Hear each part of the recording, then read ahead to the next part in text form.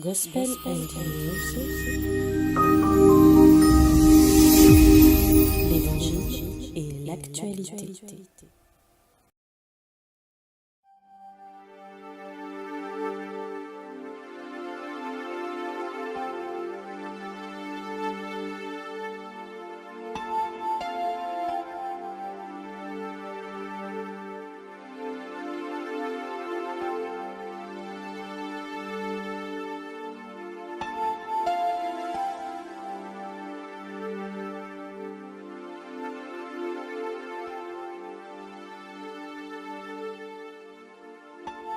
La tenue vestimentaire de la femme chrétienne, la vérité qu'il faut absolument savoir.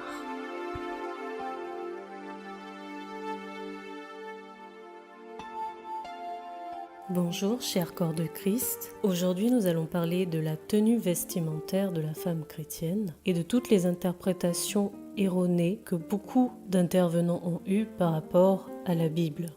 Nous allons étayer nos arguments avec les versets bibliques et confronter le rapport culturel et le rapport de sanctification de la tenue vestimentaire de tout chrétien vis-à-vis de Dieu, avec la participation de la servante Bénédicte Nzambi.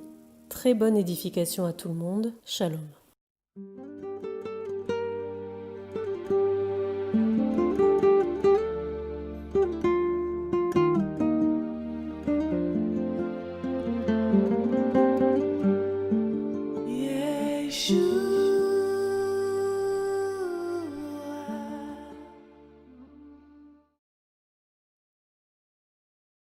S'il vous plaît. Deutéronome 22, verset 5. Deutéronome 22, verset 5. La Bible dit ceci. « Une femme ne portera point un habillement d'homme, et un homme ne mettra point des vêtements de femme, car quiconque fait ces choses est en abomination à l'Éternel, ton Dieu. » Amen. C'est le bon verset, hein? Ok. Alors, ces personnes qui interdisent le pantalon disent qu'un homme ne peut pas porter l'habillement de la femme et la femme ne doit pas porter l'habillement des hommes et disent que le pantalon, c'est l'habit des hommes et si la femme porte un pantalon, elle a porté un habit d'homme, elle a péché contre Deutéronome 22, verset 5. Ok?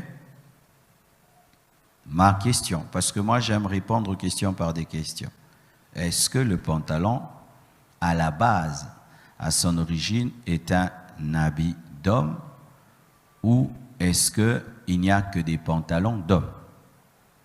Et encore, voici ma question. Est-ce que lorsque Moïse, parce qu'il s'agit de Moïse, parlait dans Deutéronome 22, verset 6, les gens portaient des pantalons? Amen? Non, les gens ne portaient pas des pantalons en ce temps-là. Quel était le vêtement en ce temps de Deutéronome 22, verset 5? Les femmes portaient des robes et les hommes portaient. Les femmes portaient des robes et les hommes portaient quoi? Des robes. Les femmes portaient des robes. Les femmes portaient des robes. Historiquement, l'usage du pantalon s'est développé avec la domestication du cheval, étant indispensable aux hommes pour le monter. Le pantalon moderne sera adopté vers 1850 sous le surnom de tuyau de poil. En 1909, c'est le sport qui popularisera le pantalon chez la femme sous certaines conditions préfectorales. Les femmes ne portaient autrefois pas de pantalon. On trouve cependant dans l'histoire ancienne ou médiévale des exemples de femmes habillées en guerrier masculin tels que Jeanne d'Arc, en cavalier tels que Christine de Suède. Le décret du 29 octobre 1793 annonce la liberté du costume mais impose le respect de la différence des sexes. En 1800, période de retour à l'ordre après les troubles de la Révolution, une ordonnance de police de la préfecture de Paris interdit aux femmes de porter le vêtement masculin. En effet, le pantalon est d'une part un vêtement fermé, contrairement à la jupe qui souligne l'accessibilité du sexe féminin. Des femmes étaient autorisées à porter le pantalon dans certaines circonstances, pour raisons médicales ou pour raisons professionnelles, comme l'exercice d'un métier masculin, sans quoi les femmes étaient punies d'une amende et de moins de 5 jours de prison. La diffusion du pantalon parmi les femmes commence vraiment en 1901 avec une actrice glamour et un style androgyne. Il évolue pour le sport, alors la mode le propose à la fin des années 1920, mais il reste trop jugé et n'était toléré que pour les femmes faisant un métier d'homme. L'ordonnance du 16 Brumaire en 7 novembre 1800, abrogée en 2013, est la réglementation la plus explicite en ce qui concerne le travestissement féminin, soit le port de l'habit masculin. Toute femme désirant s'habiller en homme était tenue de se présenter à la préfecture de police pour en obtenir l'autorisation. Certaines grandes marques, grands créateurs, contribuent à démocratiser le port du pantalon pour les femmes, Coco Chanel et Yves Saint Laurent. À cette époque, Coco Chanel tente d'intégrer le pantalon au vestiaire féminin. Ses clientes ne semblent pas conquises. La grande créatrice continue d'en créer et instaure dans les années 60 le style androgyne de plus en plus en vogue.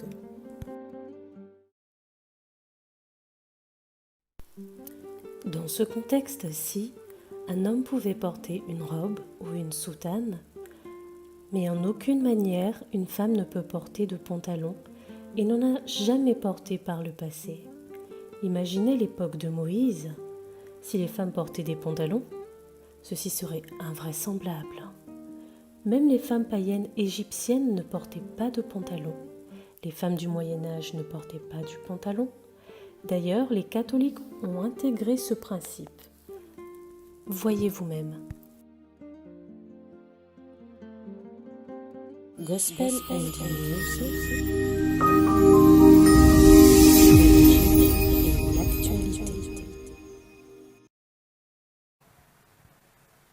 C'est un verset culturel. Dites culturel. Ah, ça c'est encore une autre chose dans la Bible qu'il faut comprendre. Il y a aussi la place de la culture juive dans la Bible. Voici maintenant. En ce temps-ci, dans notre culture, la robe, particularité la femme, le pantalon, particularité l'homme.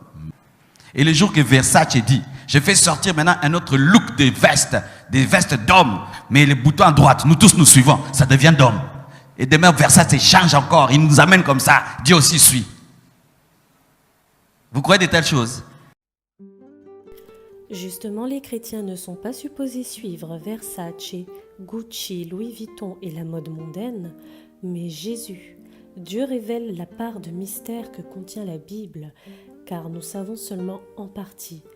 Nous vous exhortons à prier pour connaître la vérité. Le salut est individuel.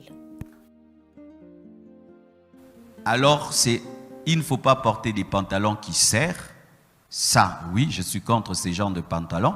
Je suis contre les pantalons taille basse qui t'exposent ton nombril. Oui, ça c'est mal. Et je suis contre des pantalons déchirés qui montrent des parties de ton corps. Des pantalons moulants, là c'est mal. Ok, tu sens que ce genre d'habit ne passe pas. Comme il y a des femmes, elles ne portent jamais de jupe, elles portent que des robes. D'autres femmes qui portent que des pagnes. Alors maman, continue ainsi. Mais ça, c'est ta conviction, la manière dont Dieu te dirige et te conduit. Amen. Hein? 1 Corinthiens 11, verset 4. Vous allez voir que je ne cite que Paul. Hein? Amen. C'est Paul qui a amené beaucoup de problèmes dans la Bible. Et le souci de Paul a toujours été que la femme chrétienne ne ressemble pas à la femme païenne, que la femme chrétienne ne ressemble pas à la femme prostituée. Et ça, c'est d'actualité jusqu'aujourd'hui. Une femme chrétienne ne peut pas ressembler à une femme prostituée. Une femme chrétienne ne peut pas ressembler à une femme païenne. Ça, d'accord. Mais maintenant, dans la manière...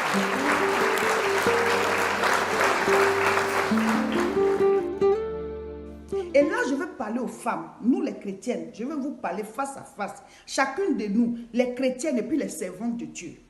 Quand toi, tu dis que tu es chrétienne, et puis tu t'habilles, tu mets ton pantalon, et derrière, c'est dessiné, devant aussi dessiné, et tu mets un haut qui ne descend pas pour couvrir.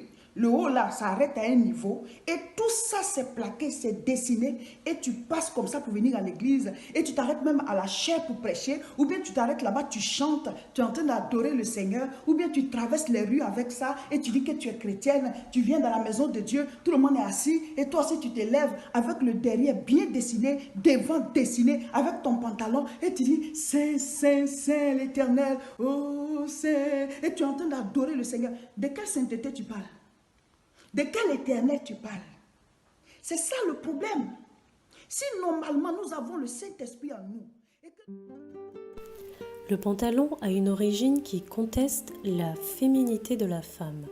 Voilà pourquoi il ne faut pas en faire un habit quotidien. Nous ne devons pas placer au même niveau la masculinité et la féminité ou inconsciemment contester la féminité en portant le pantalon.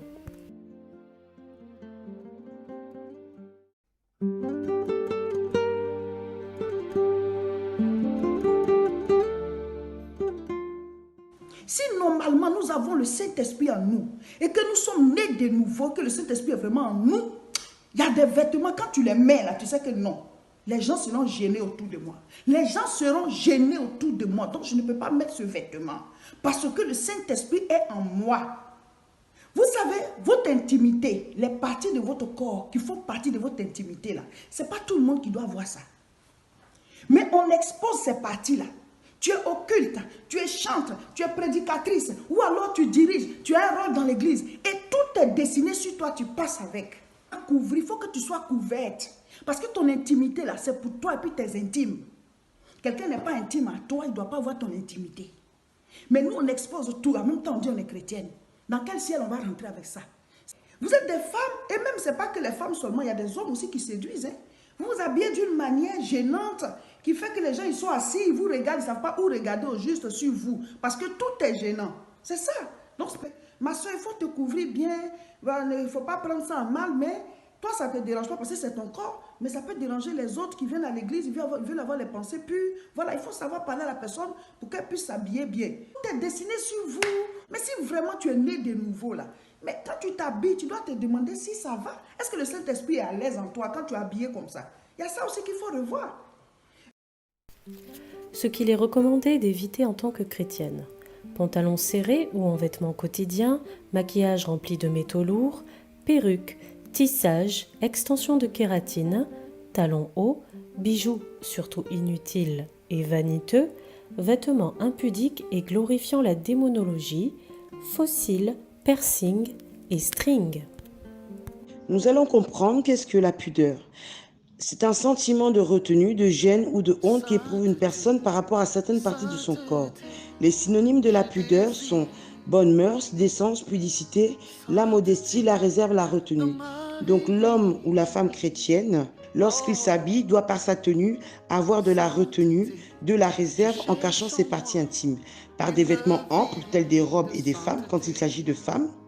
Ne pas porter des vêtements serrés, troués, déchirés, transparents, qu'il s'agit de l'homme ou la femme. On entend par partie intime le torse pour l'homme, la poitrine pour la femme, l'appareil reproducteur pour l'homme et la femme. Lorsqu'on a en tant que jeune garçon chrétien, jeune fille chrétienne, en tant qu'homme ou femme chrétien, exposé notre corps inconsciemment par le port de vêtements indécents, la solution est de confesser ses péchés à l'Éternel et de les délaisser. Proverbe 28, 13 nous dit que celui qui cache ses transgressions ne prospère point, mais celui qui les avoue et les délaisse obtient miséricorde. Il faut non seulement confesser, mais délaisser dans ce cadre-ci veut dire se séparer de ces vêtements indécents, les jeter, les mettre à la poubelle. Deuxième question que nous pouvons nous poser est celle-ci. Pourquoi est-ce que le port de pantalon est prohibé chez la femme chrétienne? Bien que le pantalon ne soit pas mentionné dans les Saintes Écritures, dans la Bible, il faut savoir que le pantalon, lorsqu'il est porté sur un vêtement court ou enfilé avec un chemisier, une blouse ou un polo, un t-shirt, expose le devant, le derrière et l'entrejambe de la femme chrétienne. Il faut savoir que l'entrejambe, nous l'avons déjà dit, fait partie de l'intimité de la femme. Il est souvent oublié. C'est pour cela que le pantalon est prohibé chez la femme chrétienne parce qu'il expose les parties intimes dont l'entrejambe. Il est écrit dans 1 Corinthiens 3, verset 16, que notre corps est le temple du Saint-Esprit. L'on ne peut pas, en tant que chrétien, chrétienne, exposer son corps à n'importe qui. À son mari seulement si on est marié, mais pas à des inconnus. Si on est célibataire, on garde son intimité pour soi. Le jeune garçon, l'homme chrétien, doit s'habiller avec décence, avec pudeur, car son corps est également le temple du Saint-Esprit. Il doit bannir de sa garde-robe les jeans trop serrés, les chemises transparentes, les jeans taille-basse où l'on voit les sous-vêtements. Attention à la ruse du diable, car pour décourager les chrétiennes, le diable veut nous faire croire qu'en Europe, il est impossible de porter au quotidien, c'est-à-dire tous les jours, des jupes et des robes sans tomber malade à cause des températures hivernales, à cause du froid. Ce qui est une fausseté, c'est un mensonge. Permettez-moi de donner mon exemple. Cela fait 4 ans que je porte que des jupes et des robes au quotidien et je ne suis jamais tombée malade. Je n'ai jamais été hospitalisée. Je vais vous donner une petite astuce en fait pour les femmes que l'Éternel Dieu aura convaincues dans la prière de se débarrasser définitivement des pantalons. C'est de porter un jupon en dessous de sa robe ou de sa jupe, un jupon fin et assez long, de porter des bottes sans talons bien sûr, mais des bottes fourrées et longues qui arrivent déjà aux genoux, ça permet déjà de lutter contre le froid, et de s'enduire le corps avec une pommade assez grasse. Donc en hiver, préférez les pommades assez grasses. En conclusion, nous dirons que pour s'habiller avec pudeur et honorer la parole de l'Éternel, cela ne dépend pas du pays où l'on se trouve, mais de la prise de conscience que nous amène le Saint-Esprit de Dieu et la crainte du Seigneur Jésus. Se débarrasser des habits qui dévoilent le corps chez l'homme et la femme chrétienne constitue un acte de repentance qui amène lui aussi une délivrance, car il y a des esprits mauvais qui entrent dans la vie des enfants de Dieu par la négligence ou la distraction en ce qui concerne l'accoutrement. Homme de Dieu, servant du Seigneur Jésus-Christ, si vous voulez objectiver une vie d'épanouissement, une liberté totale dans la vie des brebis que l'Éternel Dieu vous a confié, que Yahvé vous a confié, il est plus que primordial de traiter la question vestimentaire à l'Église en profondeur. Elle a déjà été traitée, mais l'on parle ici de profondeur, à savoir le port du pantalon chez la femme chrétienne. Merci beaucoup d'avoir suivi cette vidéo. Merci de la partager au plus grand nombre de vos connaissances, amis et familles. Merci aussi de liker si la vidéo vous a plu.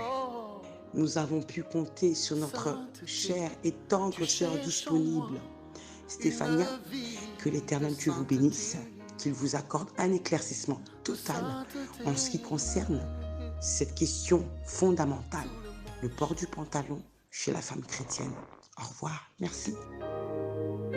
Sainteté, sainteté, je désire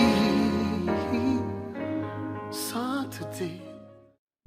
Alors pour Dieu, je tiens à le dire, le nettoyage, si on peut appeler ça comme ça, se fait de l'intérieur vers l'extérieur. Dieu attend de toi que tu lui sacrifies ton cœur, ton caractère, tes visions. Parce que bien aimé, de toutes les façons, quand l'Esprit de Dieu te remplit, tu cesses d'être attiré par tout ce qui est indécent. Bien aimé, toujours selon Jésus, c'est ce qui sort de toi, tes fruits qui posent problème, parce que toutes les méchancetés et égarements qu'on peut observer chez une personne proviennent en réalité d'un cœur souillé. Parce que c'est la transformation du cœur qui permet qu'on puisse devenir à l'image de Dieu, qu'on puisse devenir un disciple de Christ. Quand Jésus vient habiter en toi, mon bien-aimé, tu cesses d'être attiré par les choses du monde. Et normalement, bien-aimé, quand l'Esprit Saint de Dieu te remplit, on n'a plus besoin de te rabâcher sans cesse des interdictions. Et une personne qui fréquente l'église, par exemple, et qui s'habille de manière indécente, n'est simplement pas encore régénérée. Et la chose à faire dans ce cas, c'est de conduire une telle personne à avoir une meilleure communion avec le Saint-Esprit, et dès lors, on pourra constater que la transformation de cette personne se fera d'elle-même. Parce que quand on est véritablement touché par Dieu, toutes les autres choses et toutes les autres personnes deviennent secondaires à nos yeux. L'apôtre Paul avait dit, je cite, « Je veux que les femmes vêtues d'une manière décente, avec pudeur et modestie, ne se parent ni de tresses, ni d'or, ni de perles, ni d'habits somptueux, mais qu'elles se parent de bonnes œuvres, comme il convient à des femmes qui font profession de servir Dieu. » Enfin, concernant la fameuse question des mèches dédiées aux idoles et même toutes les autres choses, je dirais que quand vous êtes conscient, bien aimé, quand vous êtes au courant qu'une chose est dédiée au diable, il vaut mieux l'éviter. Dans le monde où nous vivons, bien aimé, beaucoup de vêtements, de chaussures, de parfums, d'aliments et beaucoup d'autres choses sont dédiées à Satan. Certaines marques de chaussures et de vêtements portent clairement les noms de certains démons. Mais j'insiste, bien aimé, cependant, que quand vous avez l'information qu'une chose est dédiée au diable, il vaut mieux se passer de cette chose. Par exemple, personnellement, je ne porterai jamais de mèche dédiée aux idoles parce que ma haine pour Satan est parfaite et parce que je sais également qu'il existe des milliers d'autres types de mèches. Alors de la même façon, bien aimé, je n'achète jamais de la nourriture qui provient de certains magasins quand je sais que le magasin entier est dédié à une idole.